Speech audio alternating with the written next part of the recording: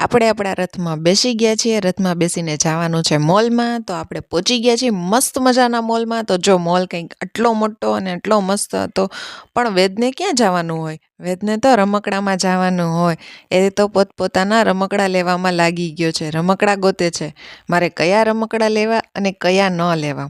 Finally એને આટલા રમકડા લઈ લીધા છે અને રમકડા લઈને અમે ઘરે પણ આવી ગયા છીએ અને બધા જ રમકડાથી રમવા માંડ્યા. પણ રમવામાં તો જમવાનું ભૂલાઈ જ ગયું.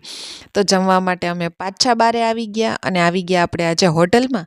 કેમ ભાઈ હોટલમાં? કેમ કે આજે તો વેદનો બર્થડે હતો, એટલે આપણે હોટલમાં જમવા આવ્યા છીએ. તો જમવાનું મસ્ત મજાનું આવી ગયું છે, તો બધા જમવાનું એન્જોય કરો છો. અને આજે વેદનો બર્થડે છે, તો તમે લોકો બધાય કોમેન્ટમાં વેદને હેપી બર્થડે કહી દેજો. અને જમી લીધા પછી આપણે વેદની બર્થડેની કેક પણ કાપી લીધી છે અને મસ્ત મજાનો જો વેદનો બર્થડે સેલિબ્રેટ કરી દીધો છે. Like, share and subscribe.